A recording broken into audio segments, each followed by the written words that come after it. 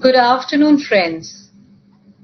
Welcome to the Edelweiss Gallagher webinar conducted for all our valuable clients and customers who have a lot of queries around their insurance programs and portfolios. We are glad to receive the participation in large numbers, and we hope that we'll be able to attend to your queries as much as possible. We have an eminent list of speakers with us today, and I'm sure we'll be able to add value to your already existing insurance programs. So to begin with, preparing for the new future, which is the topic of the day. COVID-19, I'm sure, has put a lot of questions in front of us with regards to how our future is going to be, how we're going to be living, and a lot more. The same applies in case of insurance policies too.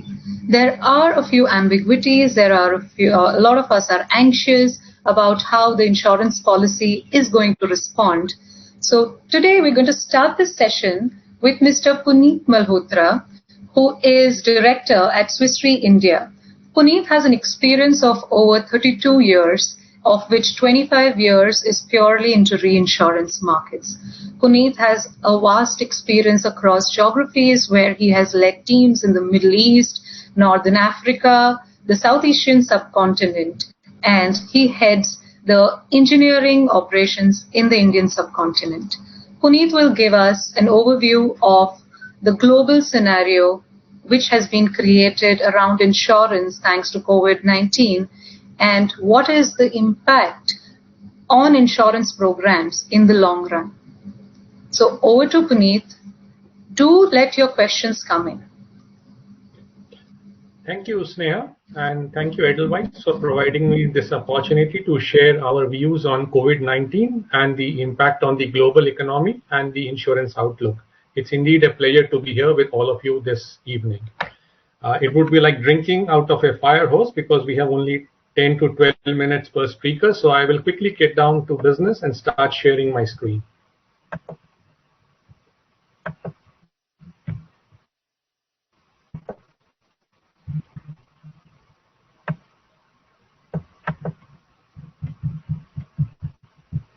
So COVID-19, the global economic impact and the insurance outlook, the way we have structured it is we have said what were the conditions prevailing pre-COVID-19, and this is like the last straw on the camel's back. As you know, the world is at war with an invisible enemy. We are all on one side. There's death, destruction, misery. The financial markets are on a crash. The economies are bleeding. This morning when I read the headline of The Economist, it said after disease is the death. About 26 million jobs lost, shortage of food supplies, 55 countries may not meet their nutritional needs, and capture of new territories, and post-emergence of post-COVID virus, there would be emergence of new powers. That's typically a war-like situation. Pre-COVID-19, we are comparing it with the global financial crisis, and we believe that the world is less resilient and it gets only worse. In 2008 to 18, the global debt to GDP ratio has increased from 282% to 318%, which is equivalent to $75 trillion US, which is almost equivalent to the US economy. So now it gets even worse. The Bank of England, Bank of European Central Bank are holding 40 and 25% of the bonds, and about 25% of the bonds equivalent to $15 trillion are yielding negative returns. And it has an impact on the insurance because we match our assets and liabilities adequately using the bond market. The growth has decreased from 5% to 3% in 2019, and going forward will be worse.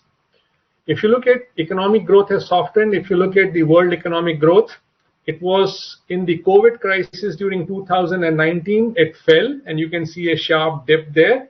The world growth is shown by the black line, which went to minus 2%, and it has never recovered pre-2008 levels of global financial crisis. And while it was trying to pick up a little bit, but it was hampered strictly by the trade barriers and the trade wars between US and China. Industrial production was down. Now look at the insurance industry. The insurance industry, if you look at the last 50-year data, 2020 and 2030 years in the consecutive 2 years in the history of insurance industry, about $219 billion of insured losses took place. The average cat loss was $2 billion a year. If you look at the non-life premiums, they're about $180 billion on reinsurance side. $50 billion means about 30% is pure cat load, which underwriters need to price for. The frequency of the events and the severity of the events both have increased. In terms of profitability, the underwriters, if you see, are running on single cylinder, and this is the data of 8 P&C insurance markets.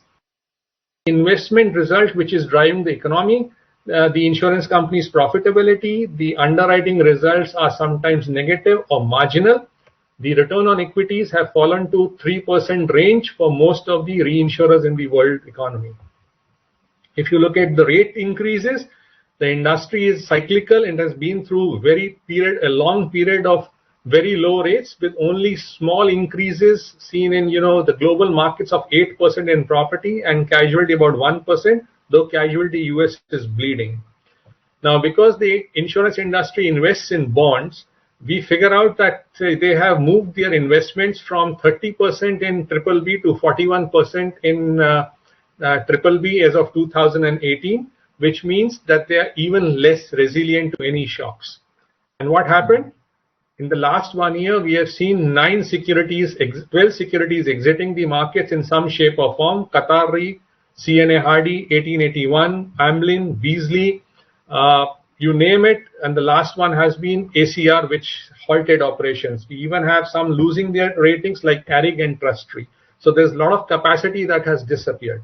That is why I say this is the last straw on the camel's back. So what do we mean? We see a global recession in 2020. If you look at in the US, we expect a GDP of -3%, Eurozone -4.5% on the right side of the graph. The consumer price index is showing little inflation, but you look at the US 10-year bond yields, it's reduced from 1.9% to 1% for the US, which means a meaningful impact on the insurance industry. The output loss in the 2020 in the US and Eurozone will be twice as large as during the global financial crisis and more than twice as fast. Please note, twice as large and twice as fast. Economic recovery will be protracted with mostly output lost to be recovered partially in second half 2020.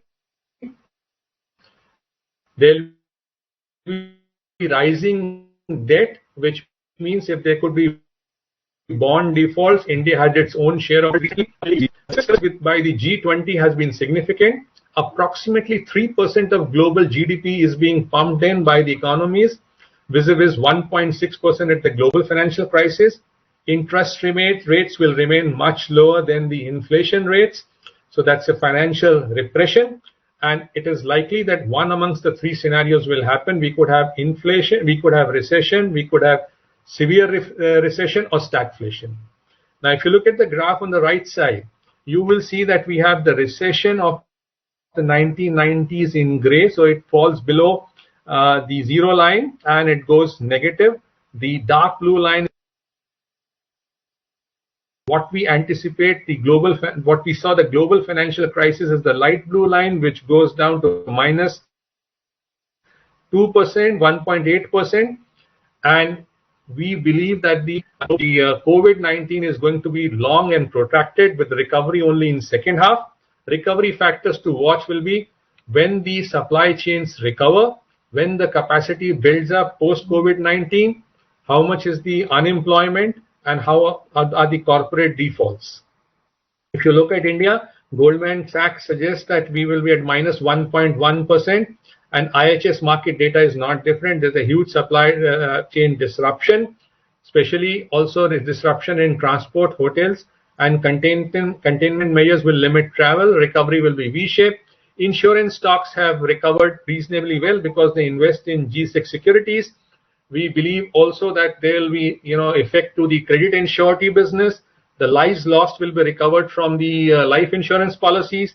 The operations of the back offices which have not been started or partially started will be impacted by the directors and officers liability. There will be event cancellations, and if we see, there could be some business interruption losses if there is infectious disease clause, and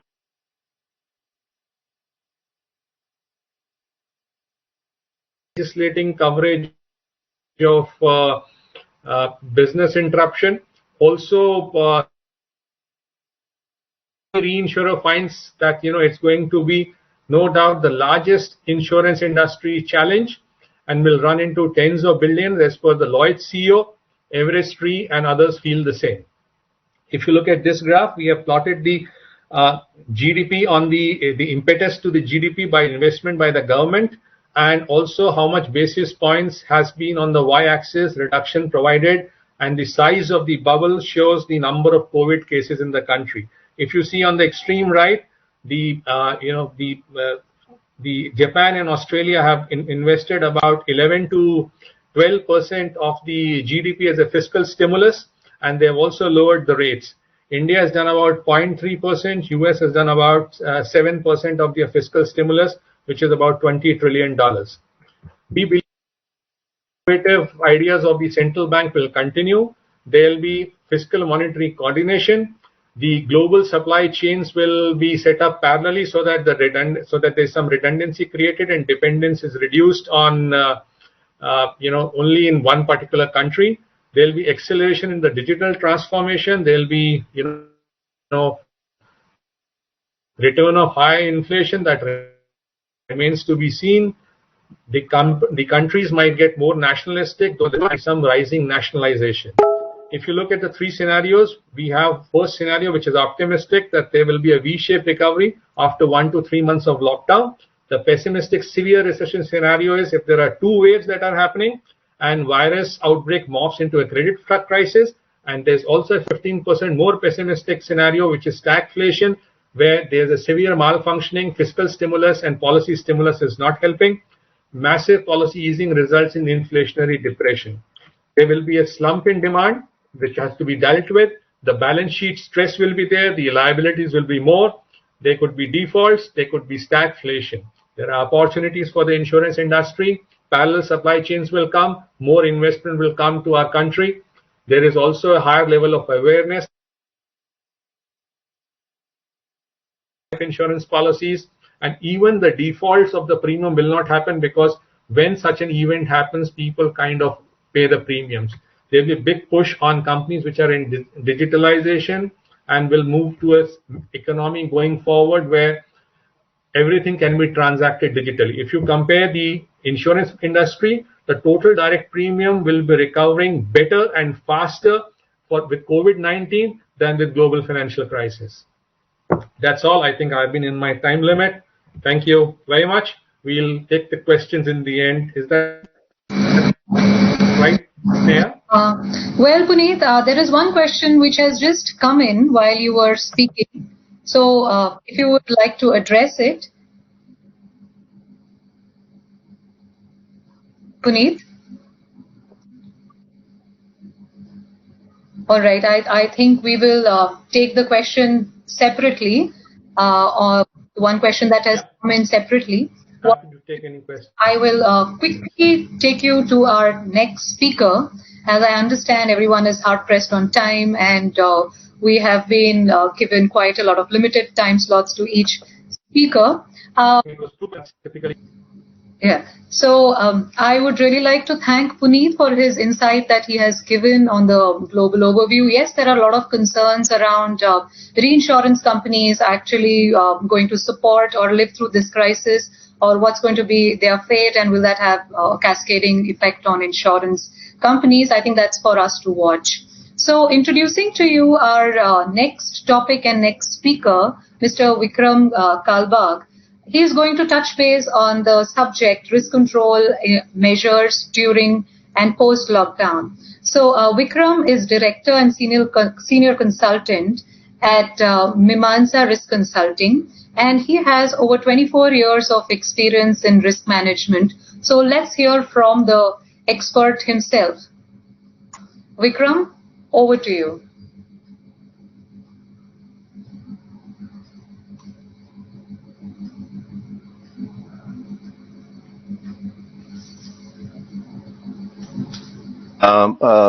Firstly, I'd like to thank Edelweiss for setting up this webinar.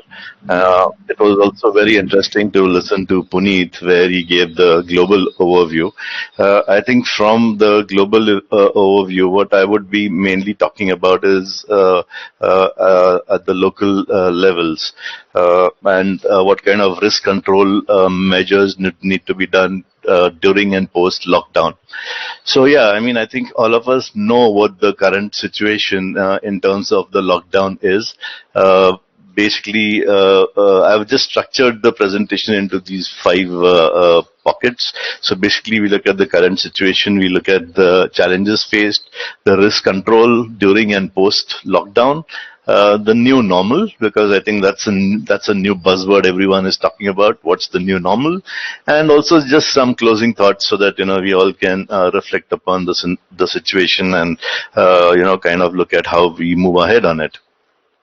So basically, if we look at the current situation on COVID, in terms of the industry closure, I think majority of the industry has been closed, not just in India, but world over.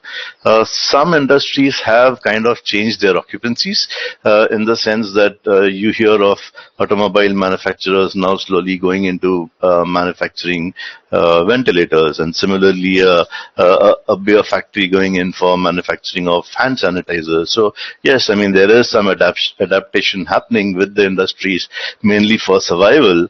And when you really look at it, even things like the hotels are closed, travel is banned.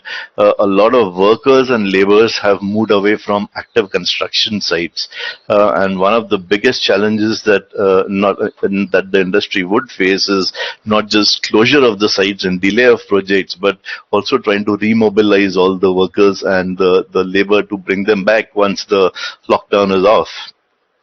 Like Puneet said, even the global supply chains have been affected, and I think worst thing is that even today there is a lot of uncertainty as to when normal operations would resume. So if you really look at the curve, you do have a disruption, you have an initial panic, then you have maximum disruption, then probably when the lockdown goes off, probably things start moving, but it's likely that a second wave could come back, and we don't know what the time frame there is. So when you look at it, there is a lot of uncertainty happening. Now, from an industrial perspective, although everyone would want to reduce, respond, recover, resume, and restore quickly, there are some challenges that are there in the industry as we see it. Typically, it's very easy to say, if it's an office or something, it's probably easy to say, okay, shut it down and go home and, work from home or whatever. But if you're looking at larger industries like iron and steel, integrated steel plants, large power plants, glass manufacture, molten metal, and more continuous processes like petrochemicals, it's very difficult to stop the facilities overnight. You do require some time to safely reduce the inventories and take a safe shutdown. In fact, there could be some facilities like if you have large oil and petrochemical terminals, where you have, let's say, gas which is being stored at cryogenic conditions. There you need a lot of equipment operating. So can you really shut those facilities down? So it's very difficult to do that. Similarly, even in pharmaceutical plants, I think a lot of the pharma plants are, like I mentioned in the previous slide, a lot of them are actually changing occupancies. So they are trying to manufacture hand sanitizers to supply into the market and stuff like that. But the thing is, if management of change is not done the right way, then there are chances where you can have large fires at such facilities. In fact, just a couple of weeks ago, there has been a big fire where an entire pesticide facility has been burned down in South Gujarat. Similarly, even if you're looking at cold storages, perishable items, food, vegetable, until the supply chain is not established, it's very, very difficult to again restart all these. what I would like to discuss now is mainly as part of risk control. When we look at what's happening, there are some activities which are really non-negotiable, right? And then there are some activities that are optional, or what I would like to say is optional to thrive. So once the lockdown is off, if you really want to thrive, you need to be ready to, or you need to gear up for the challenges post lockdown.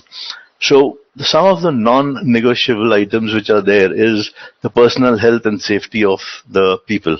That is something which is absolutely non-compromisable, because if at all someone does get infected, or has issues, or you reduce staff and things like that, when the lockdown is out and you want to start up, you may not have qualified people.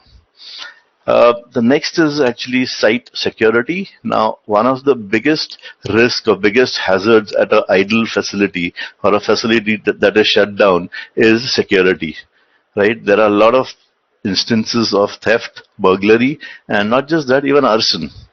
And the biggest problem there is very often when a facility is shut down, it's quite common to just shut off the electricals, which means even the firefighting and fire detection system is no longer in service. So basically, the minute you have a arson, or there is a deliberate intentional fire being set up at the facility, none of the fire protection system will ever kick in. Right, so things like plant and equipment maintenance. So trying to shut down a plant, like I said, if you're trying to shut down a big iron and steel furnace, right? You have so much toxic gases. You have gases like carbon monoxide and all, which are running in the pipes. With all these pipes need to be cleansed, or they need to be purged, so that in case any maintenance activity or something is done, it is done in a very safe and secure manner. This also leads to another challenge. Is very often what happens is when you have insulation and there is condensation happening, as long as the pipe is running hot, there is no condensation. But the minute you stop the plant, you can have moisture condensing on the pipes, and as a result of which you have corrosion under insulation, which you will never see because it's under the insulation. And once you go to start the facility, that part is a weak part, and that's where a leakage will take place, and flammable liquid and gases can escape, and you can have a explosion or a fire scenario. Similarly, I think even the basic emergency response plan also needs to be tested out, and at least the key personnel in the emergency plan need to be easily available and have easy access to the facilities. Honestly, it's easier said than done, but it's something that needs to be done. Some of the optional items that I would like to touch on is, now these are required if you really want to thrive once the lockdown is off, and that is probably a lot of companies are already doing that. They're reviewing and modifying their work processes. I mean, just recently in the news, there was TCS is talking about I think 80% of their staff working 20% of the time from home and stuff like that. Other things are probably you need to also look at re-establishing and building new supply chains, looking at optimizing raw material stocks and supplies. A lot of facilities that currently I'm working with is they are trying to improve their facilities. So what they are doing is they're designing fire protection systems, getting all the drawings, everything ready, tendering it out, and just waiting for the lockdown to get open up, and they'll start executing those projects. So similarly, even things like planned preventive maintenances. So very often in a continuous process, like let's say a refinery or oil and gas, or even a chemical API facility, you cannot take a shutdown because you cannot take a shutdown for maintenance, and as a result of which a lot of equipments are not maintained at all. So this is a good opportunity that is there where you can actually take up all those preventive maintenances and get all your equipments up and running, probably in a better scenario than what it was before the shutdown. Also, some equipments, like I said, if you have a cold storage, maybe your compressors are running, maybe the fire pumps are running, maybe there are some other equipments which are kept running to keep the plant functional. So ongoing monitoring of all those equipment is very important, as is regular site inspections. Just coming to another point is, business continuity planning. I mean, I know most companies have a business continuity planning. I also know that, know and realize that, you cannot really plan for a pandemic, right? But typically what happens is when people do a business continuity plan, they always look at the high frequency, low severity kind of events. They never look at low frequency and a high severity, like for example COVID, right? So it may happen once in, I don't know, maybe 50 years, 60 years, but it can happen. Right, so these are called black swan events. So typically, black swan events are highly unlikely to happen, but if it happens, the consequences can be very severe. So I think a lot of companies actually need to look back into their BCPs and check whether they have actually considered any black swan events in that, and if not, actually look at it. So basically now what's happening is if we really look at what the new normal is, right, a lot of businesses are already changing their business model. So there's a lot of work from home. A lot of people are also changing their processes where there are a lot of online processes happening. A lot of companies are also looking at remote monitoring. We, for example, are working with some clients where we are setting up IoT devices in their IoT devices to monitor their fire protection and detection system remotely. There's a lot of data digitization happening and a very high use of automation. Now, all these automatically bring in a lot of new insurable risks, especially when we are looking at online, remote, digitization. It's the cyber risk that really comes into very critical. Okay, so before I leave, I think I'll just leave some closing thoughts, and that is, lockdown may lift after 2 weeks. It could lift after 2 months. We don't know. 2 years, I don't think so. That's out of question. But yeah, 2 weeks or maybe more is possible. So whatever trade we are in, we need to maintain and protect our facilities. We need to keep enhancing our skill sets, and we need to practice with what we have, upgrade our knowledge, and most important is stay safe. Right? Now, just to leave you with a thought, pain is inevitable, right? So the issue of COVID is inevitable. We can't do anything about it. But suffering is a choice. Okay? So if there are any questions, please, you can just mail in your questions or drop them right now, and I'll be happy to discuss them. Yeah, thank you.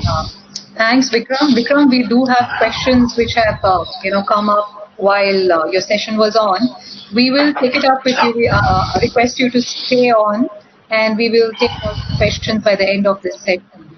Thank you very much. It was very insightful. I'm sure we have received some questions saying that can we have a longer discussion on maintenance and upkeep, and there are a few questions around it. So I'm sure a lot of people have found value. Thank you so much for your time. Thank you. And on cyber risk, and what best could we have our next speaker, who is a cyber expert. And trust me, we've got quite a lot of positive response the minute we released our invitation saying that we have Makarand Wagh, who is going to be one of our speakers. So Makarand is going to touch base on the increased cyber attacks and the cyber risk during the COVID-19 situation. He is a co-founder and director of Macans Infotech. He has been an ex-law enforcement officer and digital fraud investigator and has worked with many multinational companies, helping them around their cyber risk security and safety. So over to you, Makarand. We look forward to your insights. Thank you, Sneha. And first of all, thank you, Edelwessis, for setting up this really excellent webinar. So my subject is preventive measures to manage this increased cyber attack. So as the previous two speaker has said that both Puneet and Vikram has confirmed that digitization has been increased. So what I'm going to discuss is basically what are the upcoming cyber crimes, what are the happening, what are the COVID-19 lockdown cyber crimes happening. As a part of managing this coronavirus situation, government has asked everybody except health emergency and police emergency service to work from home, and this has increased possible cyber attacks.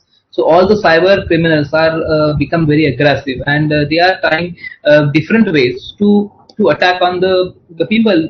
Basically, we generally not used to serve that much. Now it is become our lifestyle that we are. If we take an average, we are sitting around 4 to 5 hours on computers, and we are doing random things, and we are surfing and everything. So what can happen due to this? And I can narrate you for a few of the upcoming and happened cyber crimes. So one of them is the UPI, wrong UPI, the PM Cares UPI, which government has declared that you can donate your fund, and the actual UPI was PM Cares @SBI, and immediately after that more than 24 UPIs come up within 10 minutes, and both were resembling to that. There are many of the ransom virus cases I have noticed, and we are doing research on investigation on that people are getting emails from the company's IT team that please give us the support, give us the access. We want to do something technical installation in your system, and they are installing some malware, ransom, and then ransom virus originated. We have seen some Trojan virus attacks through internet, through email, through phishing attack. In coronavirus, one specific attack we have noticed, that is well phishing attack. So this is well phishing attack is developed and designed only for the CEOs and CTOs and CFOs, because these are literate people. They are aware that they will not be in that trap of normal phishing call. But what the fraudsters are doing, they have created some research document, past 6 months steel industry business, upcoming cement business, and they have planted their bugs in that document, and it is uploaded on the cloud, and if somebody is accessing that and downloading that will get installed in that system. So what generally happens, that if somebody is installing such kind of bug, and these all bugs are self executable. So if you click on that link, that system will be equipped with that bug, and all the data related to your cash transaction, related to your company, your or key locks will be logged by the fraudsters. So during these days, what are the do's and don'ts? These are broad cyber attacks I have told you. There are more than 53 types of different attacks that a hacker can conduct on anybody. So these are broad attacks I've discussed. So what thing we can do? We should not attend an unknown phone. We should not click on any unknown link. If we are receiving a mail from known sender also, you have to cross check it, and then only you can download that attachment. If the mail is unknown and it has attachment, don't download it. We have seen many man-in-the-middle attack also. So what is happening, that everybody is working from home. The CFO is also working, and the cash needs to be transferred to any vendors or any suppliers. And they are getting some mails that from the vendor's email ID that my account details are now being changed to this one, and money is transferred, and then later they come to know that this was a man-in-the-middle attack. So basically, in this attack, what happens generally, this fraudster do keep eye on your transaction. So they can be in your system, they can be your network, or they can be your insiders also. So on these all things, on three possibilities, loss will be tremendous. So I've been told that I should discuss something about Industry 4.0, this upcoming digitization revolution industry world had adopted. So Industry 4.0 is saying that you should adopt a cyber physical system. So your production plant should be equipped with cyber physical system. So what is it? So Industry 4.0 brought significant transformation regarding the way we produce the product. So it is combination of cyber and physical system, the Internet of the Thing, the industrial IoT, the industrial robots, the computer automation, which enhance the basically autonomous and enhance the production of the factory. India has adopted that as a Samartha Udyog 4.0. The same 4.0 we called it as Samartha Udyog 4.0, and we have adopted and we have started deploying it. But what are the problems now? As a cyber physical system, Industry 4.0, you have to install IoTs. So all the IoTs, so it can be Modbus communication, it can be GSM based, it can be LoRa based, it can be Zigbee based, but all the data of your sensors will be transmitted from wireless to your SCADA system. So there will be a communication which can be hacked, or it can be intercepted, or it can be intervened. So these things, considering these all things, I can give you one data. So as you know, the dark web, where all the fraud related data is available. So total critical resources assets offered on dark web, which is with the credentials are hacked and it is on sale, is 14% of the production plants. So all the production, many of the production plant data was already being hacked by hackers, and now they are selling it into the dark web. So somebody can purchase and start using that data to conduct the cyber attack. The IoT devices, there are many IoT devices, but the few IoT devices generally transmit the data to the cloud. So if your data is going to public net, problem starts there. If there is no proper cyber security or cyber measure, somebody can penetrate in your system, and it can be very dangerous. So I can tell you some real life industrial IoT cyber attack happened. So one of the biggest semiconductor company down is a few production plant after WannaCry malware spreads through the production network. It was through production network. The WannaCry virus has entered in their network, penetrated into their production network, and it has encrypted all the data, production related data, and they have to shut down some of their production plants.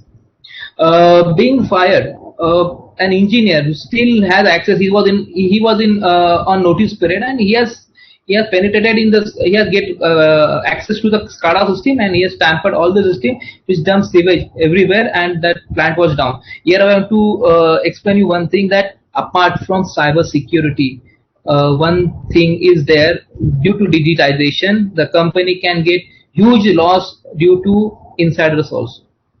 How it happens? So 4 months back we were in Japan and we are doing investigation of a big manufacturer. They had data theft in their company, and they were searching who has done that data theft. And eventually, after 15 days investigation, we have given the report, and it was one of the R&D person who has done that data theft. That he has taken all the data and he has given to the competitors. So if we considering the cyber security from outsiders, there are huge things that can happen from insiders also. So there should be frequent checking of the devices. There should be a SOPs about what should be done, what not should be done, because everything is on digital. So everybody can access anything. So if I'm insider and I'm allowed to access a database where all the critical data or research data is stored, so on the admin logs it will show nothing. So it is normal transaction. But if I'm taken that data on my computer, I've uploaded on somewhere, or I've taken in my computer and I've shared it to somebody, that needs to be checked. So what generally we ask the manufacturing plants, that a few of the things they should check. The IoTs which they deploy, it should be protected with proper cyber security measures. The software, generally third-party software they take, but it may have a backdoor bugs or any Trojan in it. They should be checked. And if a SOP should be set up in a company, that the data is in a digital form and how that data can be handled.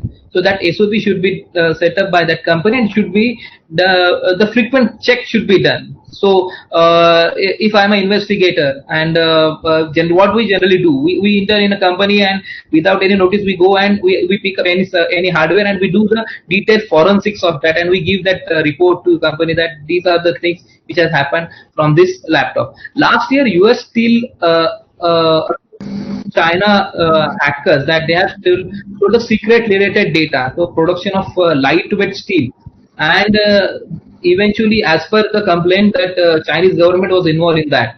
So US steel industry has hampered this useful practical research data was stolen from China to them.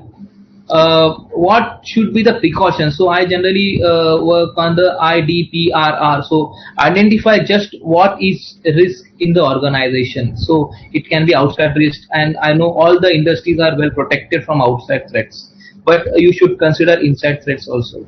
If you have many employees on your payroll, these are the possible threats you have. There should be a SOP set up for all the employees, what data they should access, how they should access, and there should be frequent checks. Detection of cyber attack, possible cyber attacks. So if I am protecting my devices, my system, my computer, I should consider my IoTs also. What the manufacturer and how they operate, and what are the protection measures for IoTs. Protection of your assets. So your database is your asset. Your research data is your asset. So this asset should be protected properly, and it should be frequently checked who is accessing that data, and what are the credentials, what are the things they have stolen from that. Respond efficiently to the breach. So if anything happened, data theft has happened, you are in golden hour. You should respond with proper investigation techniques. So only taking logs will not serve you. So you should do proper forensics of the hardware, and you should prepare a report, and immediately after that recover. If WannaCry happen, there are few measures, few things that you can do, and you can recover all the data. If data is wiped out, you can recover that, retrieve that data, and reconstruct that data. With this, I'm finishing my this short speech. I know we are running out of time. Thank you, Edelwessis, once again, and everybody stay home, stay protected. Thank you. Thank you, Makarand. Thank you a lot for your insight. I understand that you have pulled out time from your busy schedule and made sure you would be present with us. Now that you're leaving us, there are a few questions which our participants have posed. In mind, I would just like to take two questions if you would like to address. And so the first question being, this is a research company which does work for a lot of manufacturing corporates and helps them out with logistics. So they're saying that all our employees are working from home, and we have created a new setup with a new partner for our servers and data protection. However, it is not tried and tested. Are there any specific requirements which we need to look at? So if you have set up a new VPN or new setup which will allow you work from home, so I will strongly recommend that there is a guideline on CERT team, Computer Emergency Response Team in Government of India, and there are many of the vendors who do penetration tests considering the mandate given in CERT. So for all the manufacturing industries, all the research industries, if you have a network, you should search a company who is going to give you network protection audit on the basis of CERT. So your system should be CERT certified. You can go for that CERT protection certification, and then only you can be risk assured. Till that time, we can't predict anything, because as you have seen Zoom, it was very efficiently used application, but they have done what they have done. Instead of end-to-end encryption, they have given transport layer encryption. So during transport layer encryption, anybody can see your data. So I don't know what type of network your vendor has given, but you can go for the audit and the CERT certification, which will give you 100% assurance. Okay, one last question. Now that online payments have gone up and digital payments have gone up, how can an individual protect themselves on their phones and other devices from cyber frauds? Yeah, so this is frequently asked questions. So how you can get protect yourself from this all fraud happening? So there are different types of fraud that the fraudster can try to con you. So you have to consider that your phone should be in proper form. So your firmware should be updated. A non-required software or application should be deleted. You should check the permissions of your phone applications. What are the permissions? If it is not required, you should remove it. And what I suggest that don't click on any unidentified unknown link, because that link contains a bug which will be installed on your mobile and your system, and it will take all access to your data, and they will do whatever they want to do with that, the cyber attacks. And protect your devices. Many people ask me if installing the antivirus in my device will protect me 100%. I say no, 100% not. Installing antivirus in your system is just like putting up a Bhagwan Murti in your car and driving your vehicle very rashly. So God will not protect you. Your driving skill will protect you. So it's your phone, you have to protect it. It's your devices, you have to protect it. Don't share anything on mobile, on phone, on SMS. Don't share ATP. Don't link on any unknown link.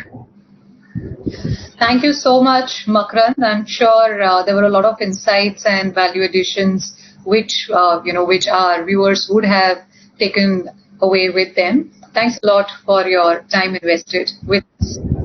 Thank you very much. So, moving on to the next topic, we have received a lot of inquiries around various insurance products, ranging from fire to property to engineering. A lot of projects that have stalled, a lot of cargo that are at the ports, and all these questions, it appears to be not one source of institution or organization which can actually answer these questions. So we have tried to get together on this platform expert speakers as well as representatives of insurance companies, surveyors, and insurance brokers as Edelweiss Gallagher. So to take up the next topic, insurance checklist. What are the basic hygiene check you need to do around your insurance program? We have with us Mr. Vinay Sohani, CEO Edelweiss Gallagher Insurance Brokers. Vinay has led the Edelweiss team right from the beginning and made sure that the Gallagher tie-up with Edelweiss has happened smoothly. Vinay is an fellow of Insurance Institute of India, ACII Chartered Institute of London, and an MBA from SP Jain. So over to Vinay to just touch base on what are the basic hygienes. Yeah. Thank you, Sneha. I'll just share the file first. Just give me a second.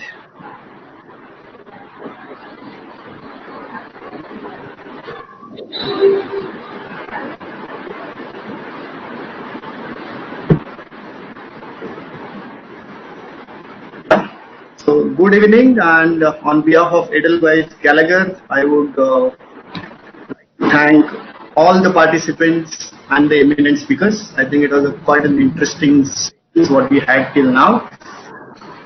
It is quite a strange situation as of now. I think one of the unprecedented events, which probably one of the kind in the entire life of, I think, many of us. Nobody would have seen such kind of a situation. We are unable to hear Vinay, that's why. Is it? Okay. Am I audible? No, from the iPad only. Sorry? Yeah, Kaposh is on his mic. Vinay, you can proceed. Kaposh, if you could just mute Vivek and Kaposh. Okay, so as I was saying that hopefully we don't see such kind of a situation again. I think it has taken a bait on the entire economy as well as the human health across the world, and it is quite unfortunate in that sense. But we have to move on, and I think insurance in all this unfortunate scenario, I think insurance also has become a buzzword in the sense that you would have seen lot of people are now talking about, I think everybody knows, I think Google would have most of the searches on the word unoccupied. Everybody is now trying to see what is this unoccupied is all about. There is a lot of buzz which is now created. So as such, again, the experts are also deliberating whether the lockdown should continue or whether the economy should now be floating and people should start looking at it.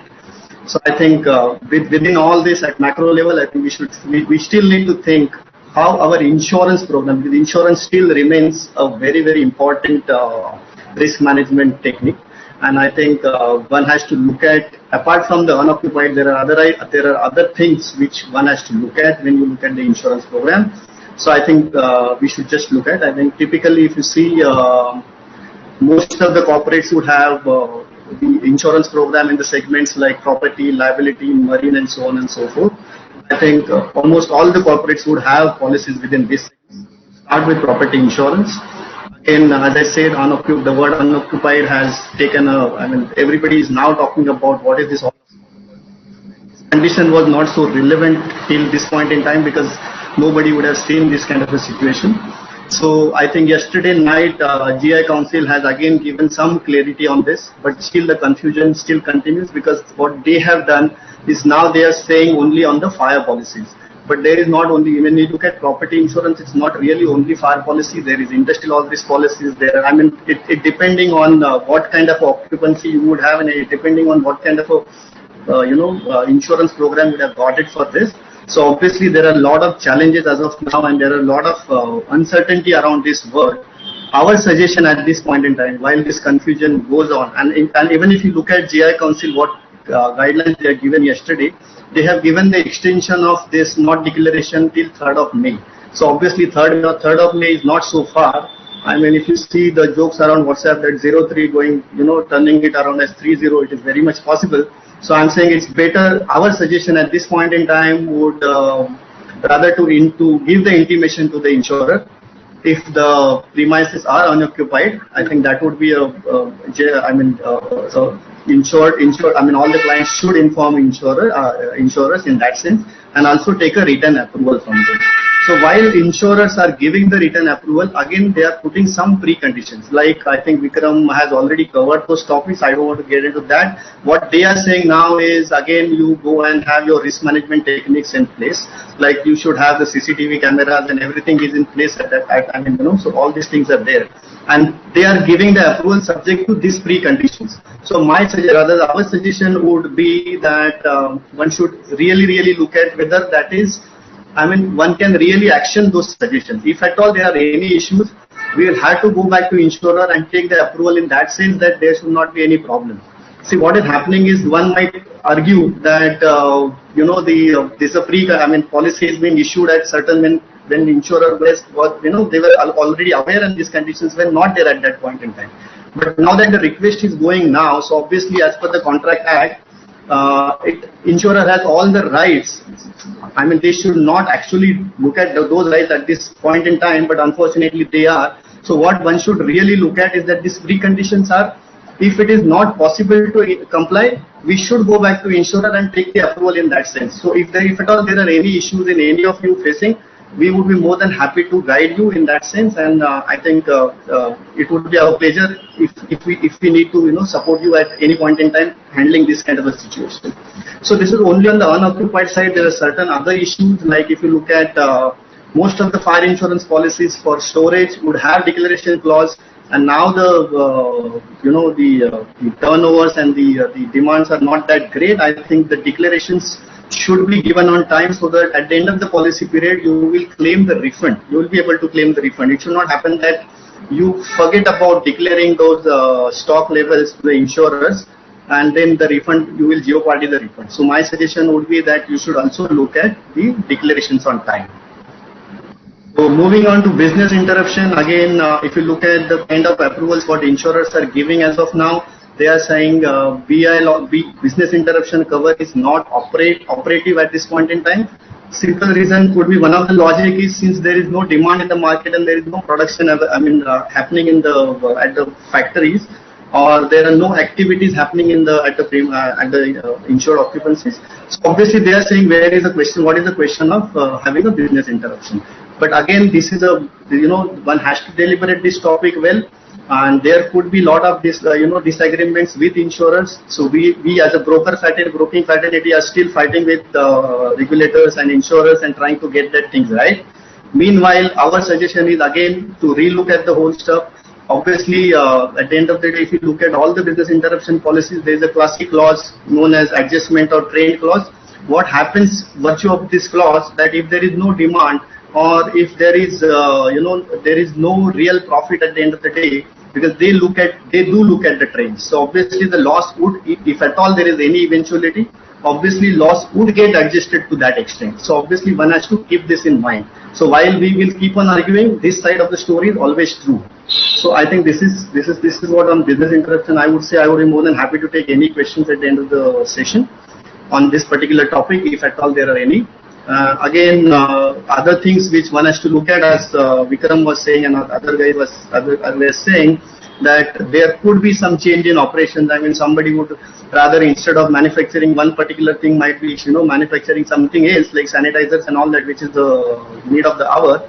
This is a material fact for the insurer, and our suggestion would be that if at all there are any change in processes, there are change in operations, now that we are looking at work from home and all those things, if there are any change in operations, we should keep insurer informed at the end of the day. So that is one particular aspect which one has to take care. The other thing is, as you know, in the business interruption section, the gross profit is always given as estimated. So at the end of the policy period, you still need to give the correct figures, so that if there is any refund, you can always claim that refund. So that would be little, there would be some saving on your insurance premium. So if the gross profit levels are going down, I think at the end of the policy period, if you declare it, insurer would give you a refund on that, to that extent. So on the business interruption, some other sessions, I think the risk management, we have already covered this topic.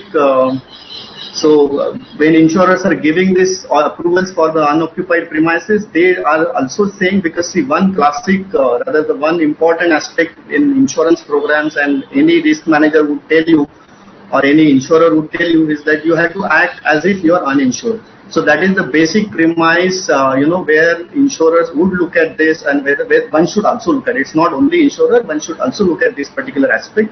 So obviously you should keep your risk management techniques, well on time. If there are any support required, if there is any particular query on the risk management angle, we are more than happy to guide you. We do have, and with Gallagher coming in, obviously we do have worldwide benchmarking on how other corporates are actually getting into this risk management arena. So obviously we can always give you proper suggestions in that sense.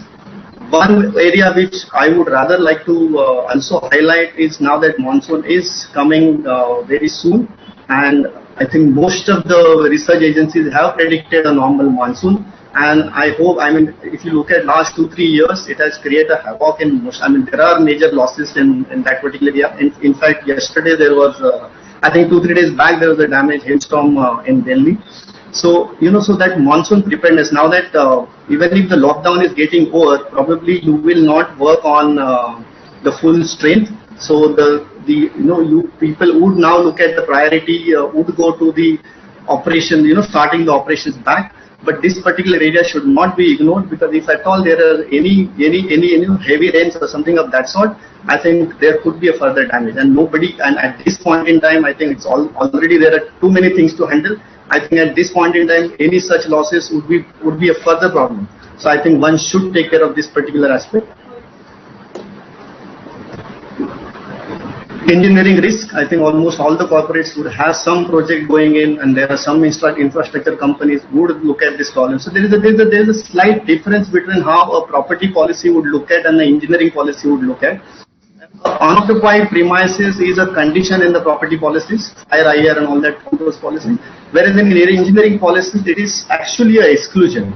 Cessation of work is given in the exclusion. So while all the GI Council and all the so-called WhatsApp guru giving the GAN across, they are all talking about the property policies. At the end of the day, one should also look at, because the projects are also important and they are actually helping you to take your strength further. So obviously one should look at it. Insurers are that way accommodating this thing, and they are not looking at this exclusion. They are giving extension. Again, the same approval pre-notifications are still there, like risk management and all that. So all those things should be taken. I mean, we should look at those aspects in any which way. So if you need any risk management suggestions on that particular thing, we are more than happy again to do that. We do have experts who can actually give that kind of a support. Again, to mind that anybody who would have taken the covers of advanced loss of profit or DSU sort of covers, again the cover is not operative at this point in time for the reasons I already explained. Again, it is debatable. We are still fighting. So I don't know what will happen, but at this moment, this risk is still not stable. Also, the period which you are losing because of non-operational of the projects, it's not going to, actually your original policy period is not going to change. So at the end of the day, you will have to have, if at all the project is not getting completed on time, one will have to look at the extension. So these aspects, I would suggest that you should keep that in mind. Obviously, there are certain challenges. Again, the project cost one has to look at, because the cost escalation is now going to be obvious. So I would suggest that rather you will check your ER/CR policies and see how much escalation percentage you would have opted for. If not, I think one has to relook at the project cost, because obviously it will go up if the projects are dependent on the imported material. First of all, the availability. Second thing is the cost, which are now going to go up. Also, the labor costs are going to go up. So all these aspects are still there, and the challenges are still there. It's a very short session to address all these issues. But I'm saying, if at all any client would need any kind of suggestions, we are more than happy to give it. Marine insurance, I think almost everybody knows this kind of issue, what is going to happen. One particular issue which one should look at is the per location limit or the accumulation of cargo at ports or at various locations. Obviously, because the transits are not happening.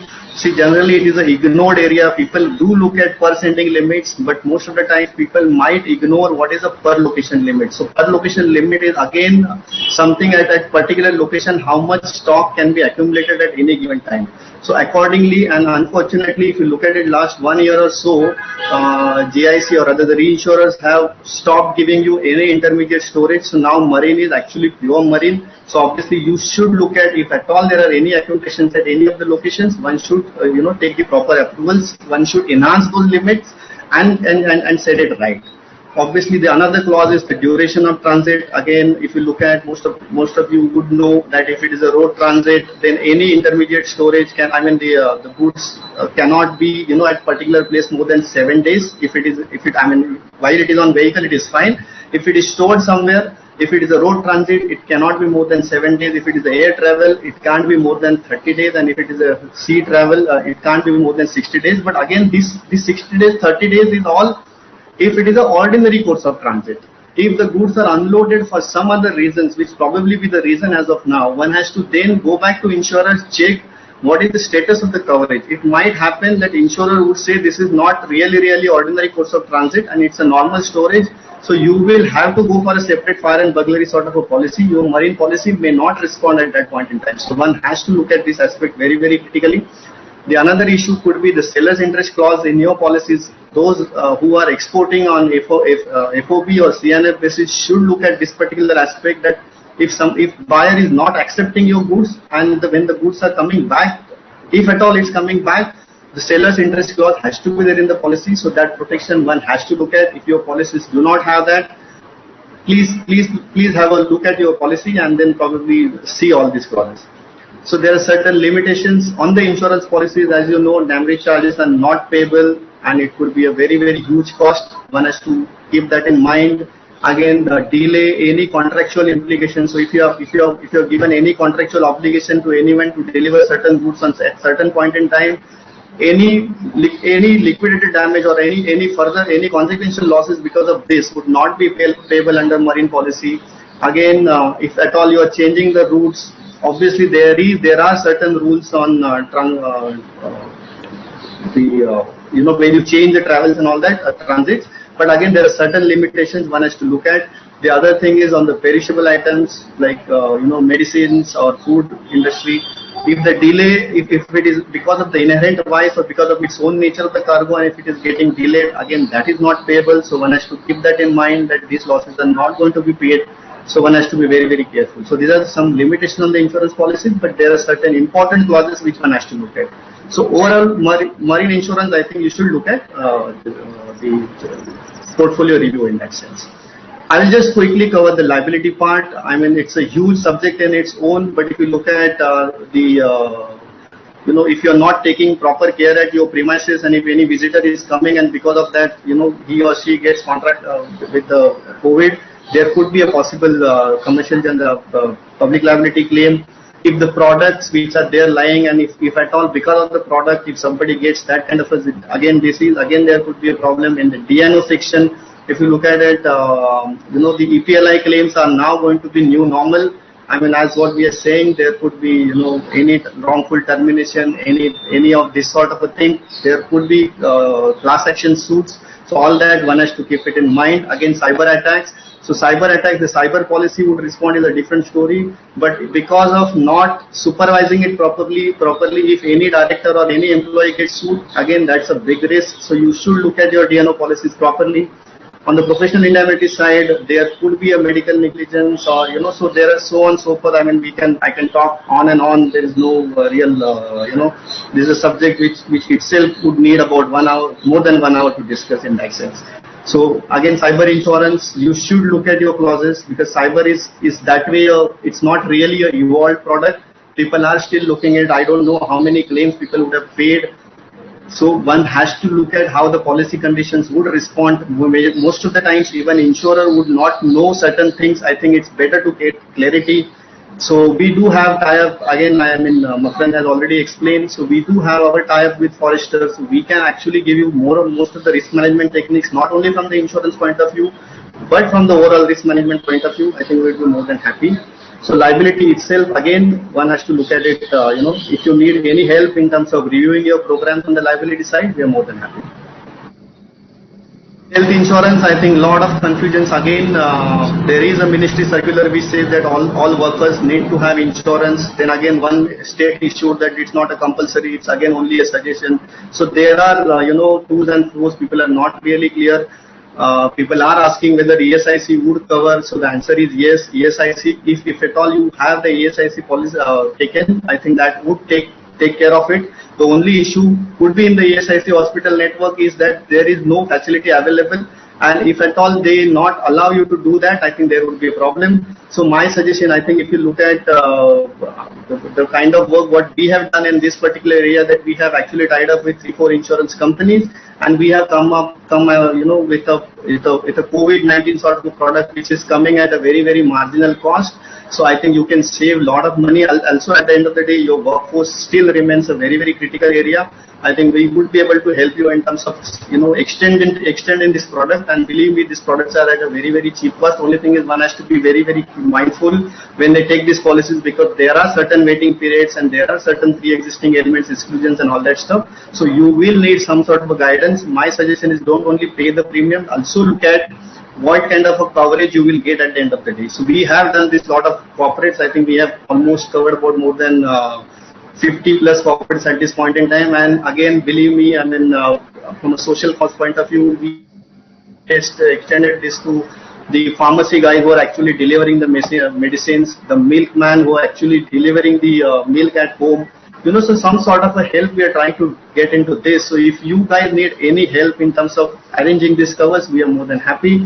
On the corporate health side, if you look at it, the policy sum insured, because I think the policy sum insured one has to look at, because if the COVID, it's not only one member, there are chances that other members would also get it. So one has to look at the adequacy of the policy sum insured. So there are top-up plans available, and you should look at you should revisit the policy sum insured and all that.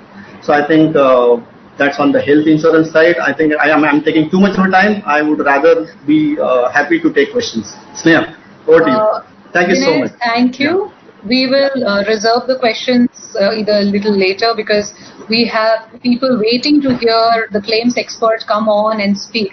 So people are waiting Yeah. to hear Taposh and Vivek contribute their thoughts, as claims is one of the most important aspects here. So Yes. I'm moving on to the next topic around claims, which will be run through by Taposh Nandi, National Head, Tata AIG General Insurance. So Taposh has an enriched experience of 33 years in handling general insurance claims. Prior to Tata AIG, he was with United India for 13 years, and his last posting was at Calcutta. So Taposh has a lot of insight on managing claims. I'm sure they are hands-on with their experience around the COVID-19 situation. So over to you, Taposh. Well, his presentation is going to be very engaging and interesting. Thank you, Sneha. And good evening, everyone. I'm really delighted to be part of this webinar. This webinar has been covered into 4 sections. One is what happens if there is a claim, and then what are the impacts on material damage claim and what are the impacts on PI claim.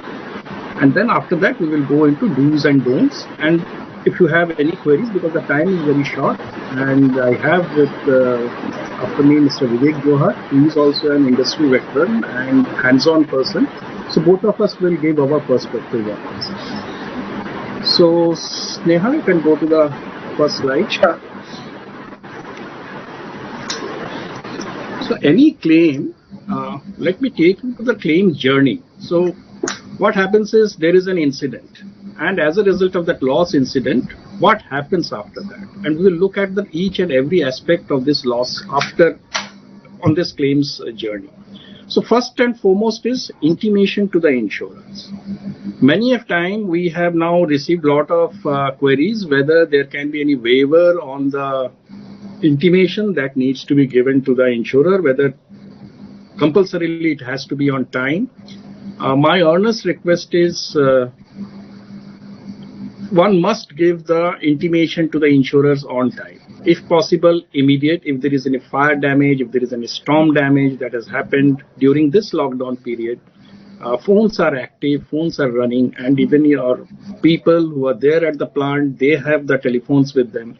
So they can always intimate the claim to you. So don't wait for the situation to normalize to intimate the claim.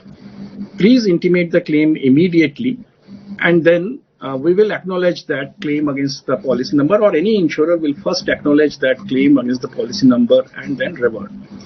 The first and foremost part is they will evaluate whether any survey has to be done or not. If it's a small claim, maybe survey is not required.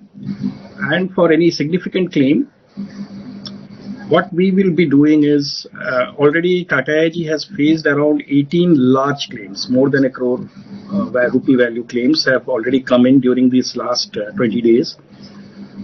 And what we are doing is we have our own technology, and some of the surveyors also having their technology with them.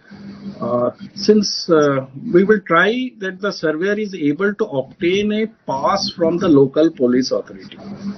You see, Ministry of Home has circulated a guideline where it categorizes insurance and IRDA as essential services. So being a part of essential services, you can apply, and the surveyor is is a part of an insurance industry. So we facilitate the survey to apply for that, and if the local police authority are allowing, surveyors are going and doing the assessment. Recently, in 2 places, a very large survey has already happened. If it is not possible at all, then what best we can do is, or what best other insurers with that technology is, they can send you the link to that person, whoever is there in the plant or whoever there in the loss location where this loss has happened.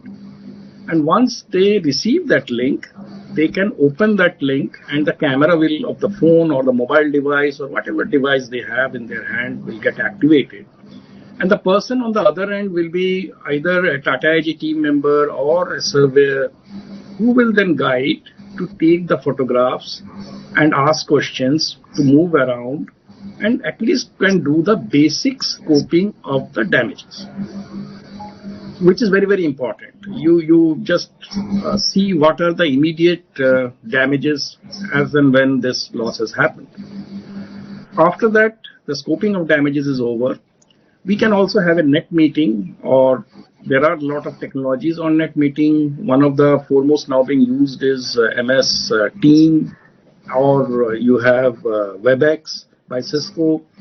So with that net meeting, we can engage with your finance staff, we can engage with your technology staff, or who are there in the plant or operations or the plant in charge. We can get in touch with him and try to understand what is basically, what are the scopes of these damages, how do we do the scoping. Then the surveyor will maybe advising you on debris removal, but how do you remove the debris remains a challenge, and that has to be addressed on case-to-case basis. Then comes salvage disposal, preservation, and immediate loss minimization measures. So these three aspects will remain a challenge during this lockdown period. And we, as an insurer, we do acknowledge that, and we will also empathize with the insured that these are really severe challenges and how best we can mitigate and adjust with that. So that will depend on your insurer, how they handle this kind of challenges. Then comes the documentation part of it. The surveyor will definitely give you a list of documents, but some of the documents are very, very critical. If it's a machinery breakdown loss, you may be having a document, say if some plants are still running, right?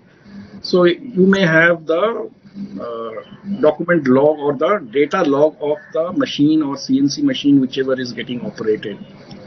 Those logs will be very, very important, and those logs has to be immediately obtained. The second part is the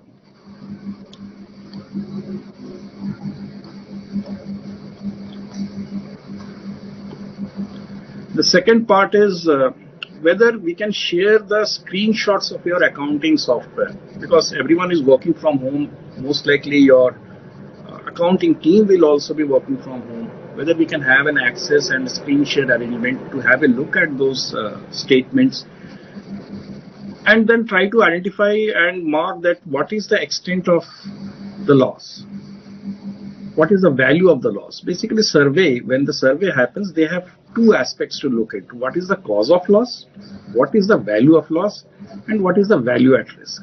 These are the three things that will be looked into. Now, courtesy with GST filing and everything, most of the documents or some details, lot of details will also be available at the GSTN network or with your tax team or the consultant who are handling your tax matters or the tax matters of the company. So these are the areas where the surveyor and the insurers can come across, can sit together and address, and how can we manage this claim, or how can we make at least an on-account settlement during this period, if there is any claim during this lockdown period. Subsequently, anyway, reinstatement has to happen. So reinstatement can only happen once the lockdown gets lifted, or when the lockdown will get lifted in various stages. It will not be abruptly, or the entire lockdown will not get lifted. And we as an insurer, or most of the insurer, will recognize those constraints of lifting of the lockdown and how the entire scheduling of the reinstatement is going to get impacted. So it's most likely in such scenarios, you may have a situation where the reinstatement may not happen within 12 months. So generally the reinstatement policy has a condition that reinstatement has to happen within 12 months. So if you anticipate, if there is any loss which has happened maybe prior to your COVID lockdown incident, the repair got stalled, or maybe it is on the 8th month or the 9th month. As a result, there may be a delay in the reinstatement and maybe spilling over to the next year. In such a case, you have to apply to the insurer to extend the reinstatement period beyond 12 months. So that will be very, very critical. And that one needs to be mindful of that. If that is not done, any reinstatement after that will be based on a market value settlement, which will have a significant impact on your total outgo, total claim amount. Obviously, invoice, payment proofs, everything will be required, but that's going to happen only after the lockdown. But immediately what we can do is elevate to the situation to a certain extent by giving an on-account payment, and that all insurers should proactively look at that. Then let us come to the second part is, Sneha, can we go to the second? Yeah, you are already there. So there are two scenarios which we are envisaging where there is already a claim which is prior to this lockdown period. Now, in such claims, what are the impacts that's going to happen? Number one impact is there may be delay in restoration. There will be delay in repair. And there are various reasons for that. Even if the lockdown gets lifted, it will not be immediate. It will come with a lot of constraints. Maybe social distancing constraint will also get imposed, as a result of which the overall number of laborers that is working on that site has to be also, will get reduced to a large extent. So that will definitely delay your restoration or repair of the plant. The second most important part will be if you have a significant amount of equipments which are imported. And this is a loss which has happened prior to, say, the loss which has happened in January or loss which has happened in February, for which you have ordered an equipment. Now, when the equipment it is ordered in a forex currency, right? But when the bill of entry has to be filed and when you are going to make the final payment, by that time, maybe there will be a huge fluctuation in the forex rate. It's already taken a huge hit. It's from 70, it has moved to almost 77, 10% hit. It's unprecedented.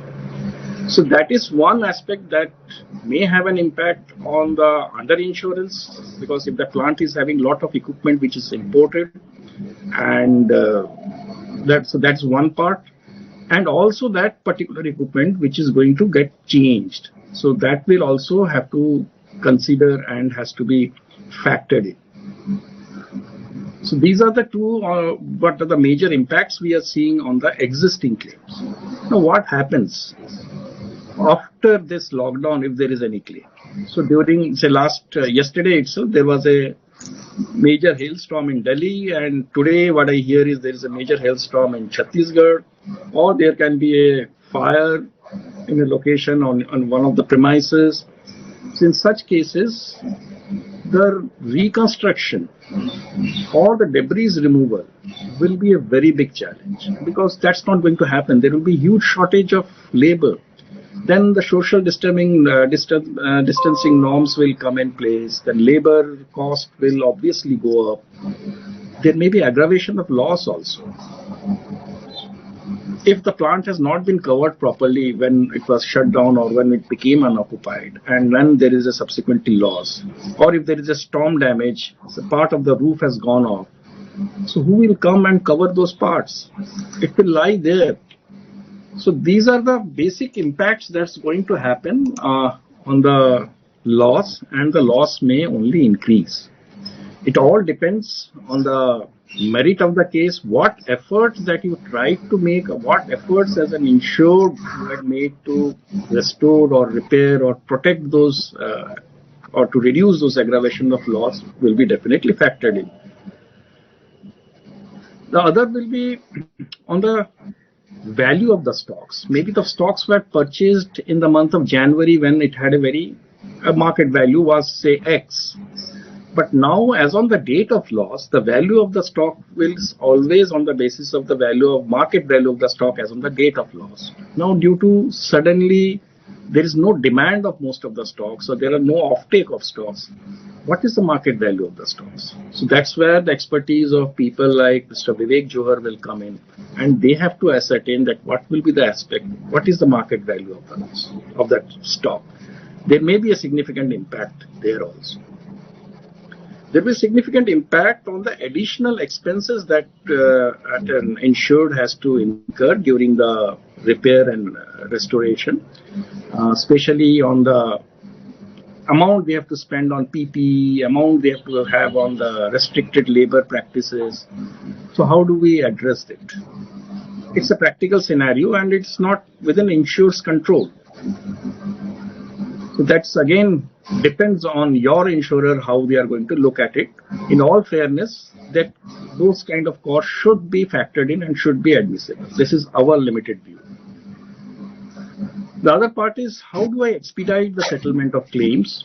So whatever documents and are requested by the surveyors, and generally surveyors will also request documents which are generally produced in normal course of business operation. They will not ask for any additional or something which does not get generated in normal course of operation.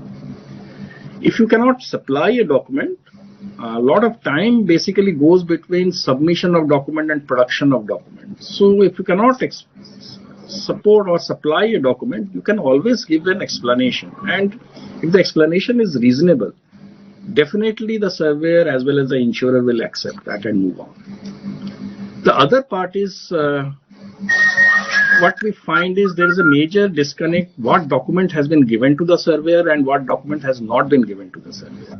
Maybe sometimes the document go as a bunch. So rather than sending the document in a bunch, it's better to inventorize, catalog them, put it in Excel, summarize, and then send the document. Basically, we have taken a decision to, as of now, to handle claims on the basis of soft copy and scan copy of the documents. Also, with the benefit of digitization and everything, there can be corroboratory evidence can be taken, and that can be taken from your inventory management system, from your bank statements and the GST filing. And that's really a big enabler. Then let us go into the impact on business interruption claim that has happened for losses which are prior to March 22nd. So again, there will be a delay in restoration, and the restoration part that's going to happen, or the reinstatement or the plant is going to come back to its normalcy, will take a lot more time, and that time may not be sufficient within the indemnity period that has been chosen. So here there is a very big constraint, and as of now, generally indemnity period is not extended, and the industry has also not taken any call on that. So indemnity period, if it is 3 months and the restoration will take more than 4 months, 5 months, then your coverage will remain only up to 3 months.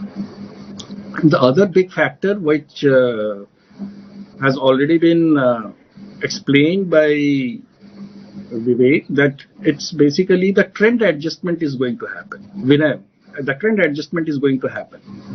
And in any BI loss, the comparison is what would have happened had that BI business interruption or the material damage loss had not happened. In that case, this lockdown would have anyway come into picture, or this lockdown would have impacted your business.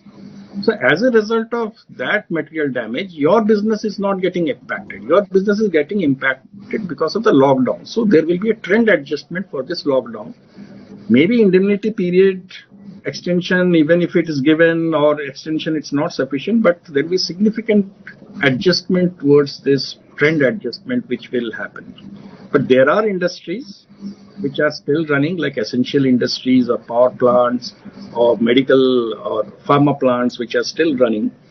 There will be an adjustment to the extent that there is a reduction in turnover due to this COVID lockdown. So those adjustments will happen.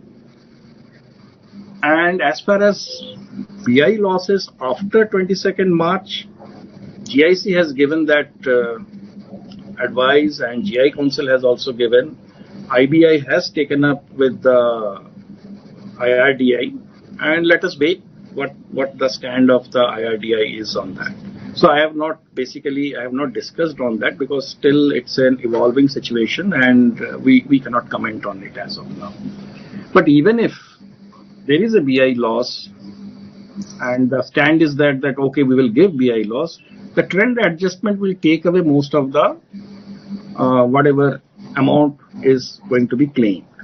So one has to be very, very mindful, which Vinay has also already highlighted in his presentation, that this trend adjustment will be really a big factor while evaluating a BI claim.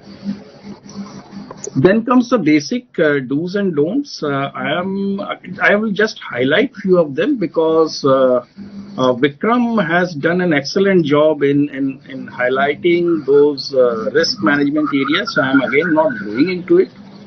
The basic will be again restart. When the restart operation is going to happen, restart with as per your OEM's SOP.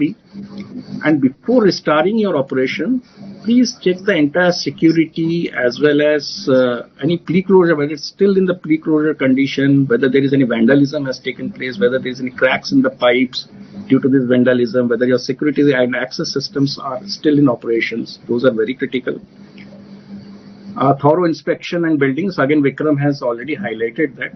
One part that we would like to, from the experience of claims handling, what we are going to tell you is set up a roster of employees who will be attending when the plant opens up.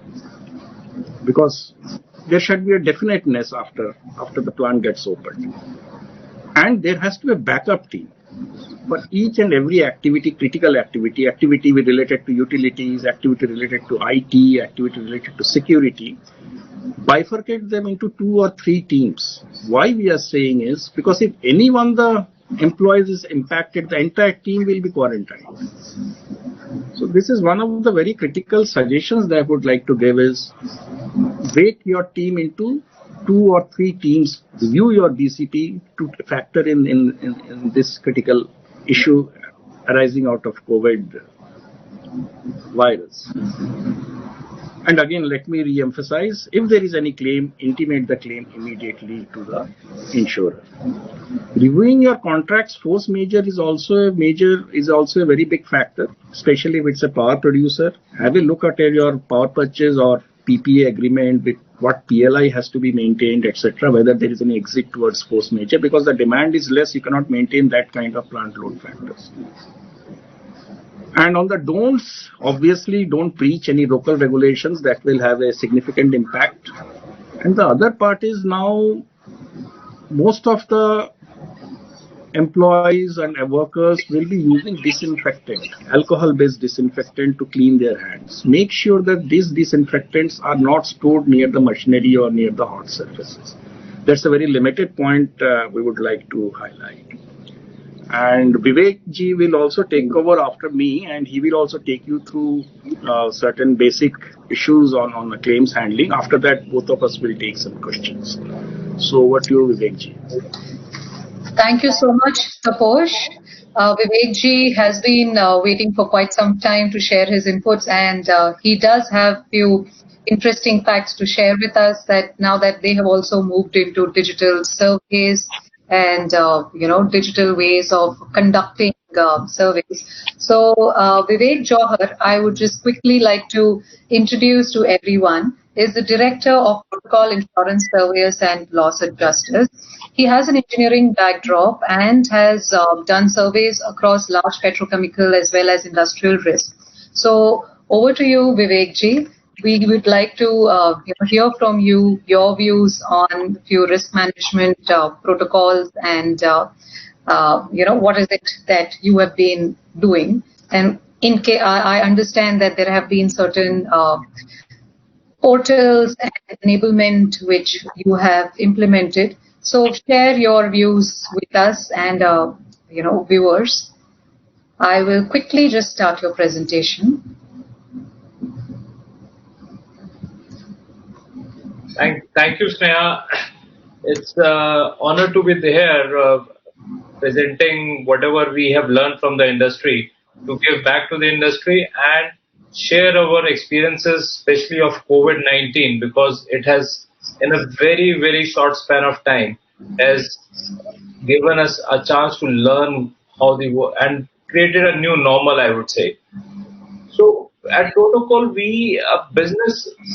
first thing we have learned is that business continuity plan needs to be evolved with changing times, with brokers, with insurance. Insurance is one thing where we have sort of business continuity has to be changed and it has to be worked on. And with all the industry thing, we started with virtual working immediately in the first week of March itself, second week of March itself. Seeing the things which were coming in, although we had never thought that to be so bad, but yes, the way it worked on, and we were ready by the second week of March to work on. We had put the entire system on cloud, and with the help of the insurers, with the the kind of working environments the insurers work in, both private and PSUs, they have a different platforms to work on. But we were able to cope up with this working. As far as now, what Taposh has already given you the complete backup of how the things have happened and how the things can happen. I will take you to around with you as how the survey has been carried out over a period of time. During our survey, during this particular, I would say last about 30-35 days, we have been have large claims, small and large volume claims. Also, of course, the number of claims are less because majority of the industry is shut down. It is only the process industry or a high process or the like the power plants or the essential services are working on. But still, we had large number of losses. So there are two ways of surveying during COVID, which we have been doing it and which we are still doing it. One is video streaming. A video streaming is like we would ask the client, in case there is a claim, to send us the entire video of that particular incident, or after the incident, what is the status like. Once we have seen that video, we will then have a video call with that particular plant who is at site and does the virtual survey, which we are calling now as a virtual survey, to identify the damages and give him the right kind of guidance as far as this claim handling is concerned. Once that is done, we can go ahead for the documentation part. But in case some physical inspection is required, we get a pass, like the post has already told, that insurance has been part of the essential services. We get pass. In most of the cases, I would say most of the cases, we have been able to get the pass with the help of the client or directly by us also. We have to approach the authorities and they were able to give the pass. In some cases, it is difficult, but yes. And we make sure that on the spot verification and decisions have to happen. And so in this particular point of time, when certainly there are times when we might have a time where the decision has to be taken on loss mitigation or segregation of the stocks or start of the repair of the machinery. So that decisions, on the spot decisions, have to be given even without the kind of OEMs not being available or the segregation staff not available or the salvaging systems not been in place. But if the loss minimization process has to be carried out, that we have made up a system that immediately all the systems have, all the points have to be discussed, and we, along with the taking underwriters also into confidence, we give the on the spot decisions there itself, so that the client has to move forward. Client's business has to move forward. That is the utmost belief we are working on. For that, and once we have done the survey, we have created the entire platform of our working on cloud, and we have made our teams to work from home, and then the ILA reports for recommendation, the on-account payments, if at all are there, then we all completely go ahead and do it on the online. And underwriters are good enough to, whether it is PSUs or private insurers, they have taken it very positively and accepting our reports on digital forms along with the documents, which are scanned documents, wherever we can, and we have been working on that. So I will again, we as a protocol, we are ready with the platforms in place and online. Most of the surveys, I don't know this thing, but the industry as a whole has to work on that. This is a new normal which has to be created. That platform, that on cloud working has to be done. Access to the data, which is very important, whether the client's data at times during the survey we would require it, that has to be made available. Then collaborative team working would be required, which we are doing it, and we entire has the industry as a insurance industry now as a whole has seen that virtual survey would become a norm. But again, virtual survey could be dangerous aspect also for the future for some of the clients. But we have to see that what has to be done virtual survey and where we have to be physically present immediately thereafter also. Thanks.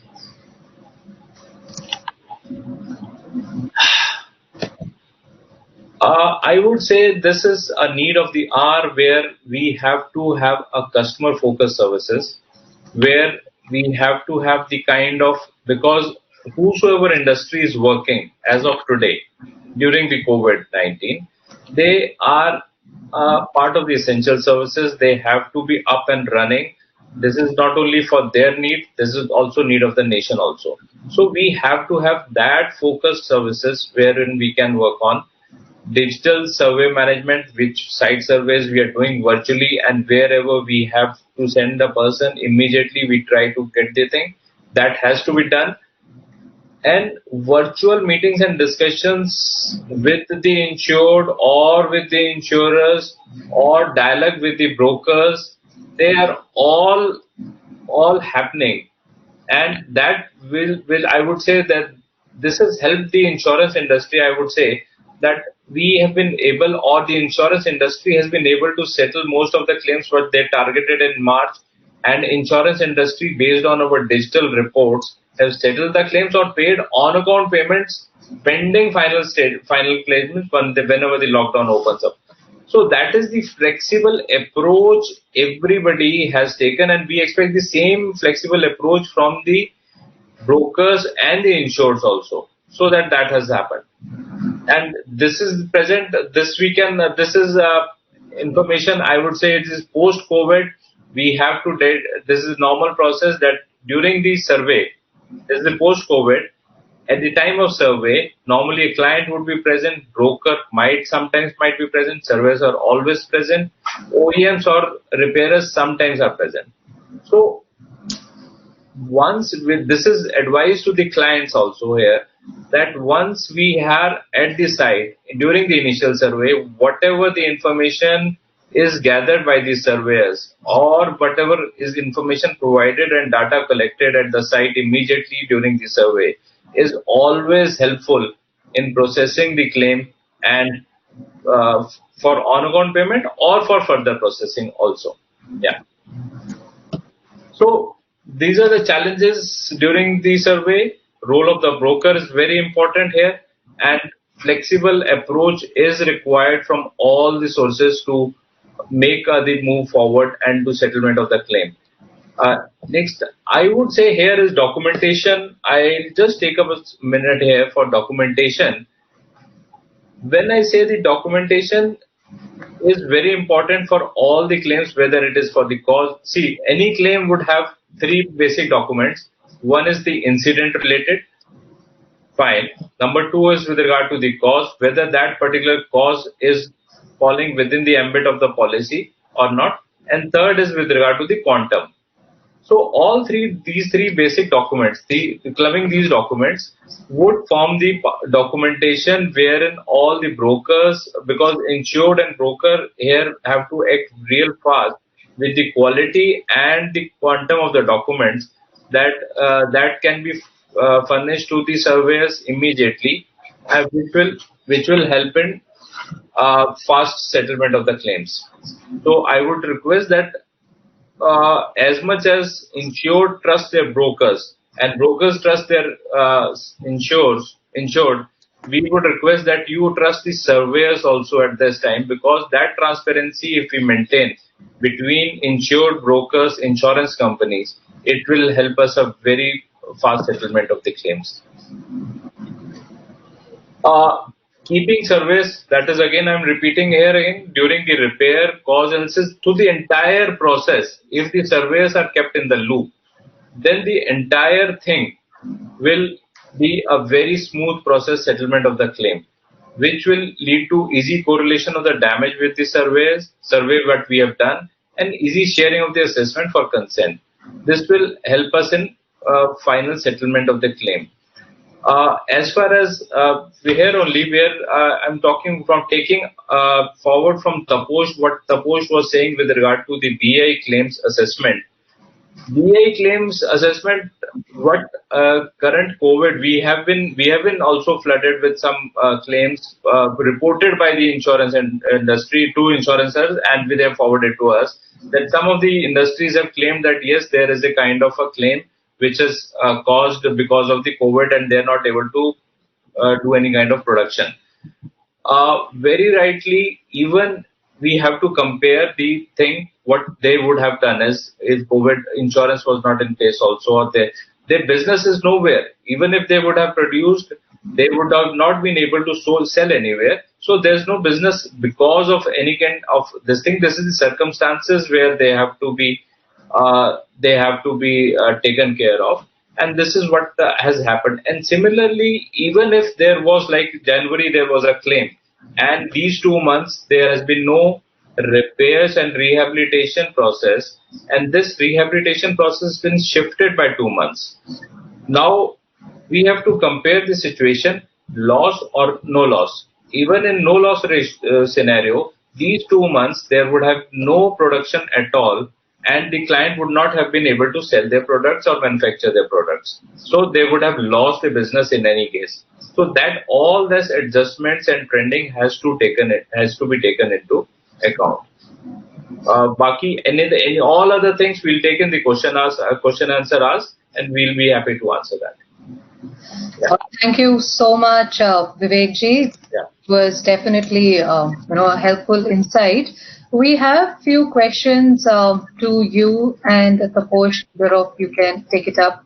One has come in around BI claims, which specifically says that please elaborate what will happen with respect to BI claims if the plants which are operational are not able to operate due to low demand. For example, a power plant. So, Taposh, do you want to take this question? Yes. Again, it has to be seen that whether there is a material damage proviso has been impacted due to this lockdown. If there is no material damage to it, such reduction in demand will not result into any BI claim. On the other hand, had there been any other BI or MD loss which has happened before the lockdown, and as a result of which during the lockdown and during the repairing process there is a reduction in demand because industries are not operating, so obviously there will be a reduction in demand. So those reduction in demand will have a trend adjustments to what extent this reduction in demand has happened.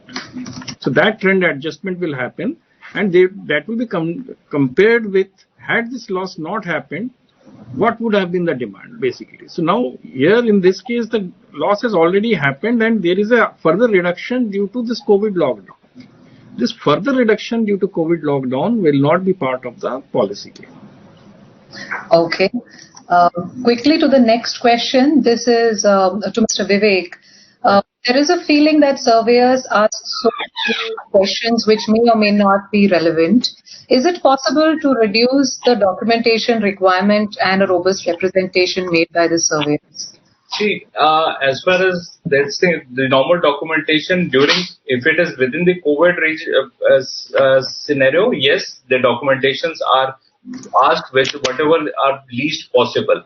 But at the same time, during the normal process, whatever documents we have been asking, they are all relevant to the claim settlement process, because as a surveyor, we have to prepare a report and give the underwriters the insight into the business of the client and what are the circumstances or how the machine has been behaving or how the plant has been working or how the business has been operating prior to the incident, and what are the effects due to the incident. So all the documents that normally a surveyor asks, they are all relevant to the claim, and they might be long, but they are normally what are required for the settlement of the claim, and depends on the size of the claim also, because smaller the size, we will not ask for a too huge list of documents. It would be very small and precise document listing.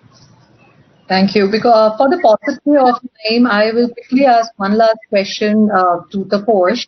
Taposh, there are a few questions which have come in saying that will soft copy be expected for claim settlement as a trend going forward, or post lockdown? Do we see resuming back to physical copies and the age-old traditional processes of claim settlement? So for during this lockdown period, soft copy will be sufficient, and we are in fact processing claims on the basis of soft copy, as I understand other insurers are also doing it. And as far as hard copy is concerned, there will be very few critical documents where the hard copy of the documents may be required. And or if it is not possible, then how do we authenticate the soft copy that this is the original soft copy? So if the insured is having a facility of third-party digital signature, and while sending the soft copies, so that can be also be considered, because what happens is when you send just a scan copy, that can also be manipulated.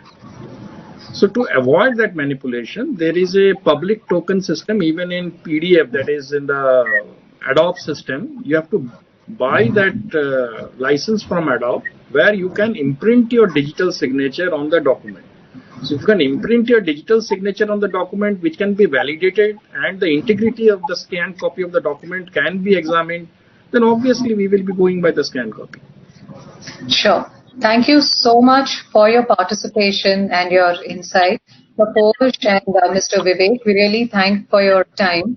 And thanks a lot to all our audience who have been quite patient with us, though we've overshot the time and we still have questions coming in. I guess we will reach out to you around your queries that you have proposed against the specific speakers and get back to you. Thanks for attending this webinar. Look forward to engaging with you more. Thank you. Thank you. Thank you.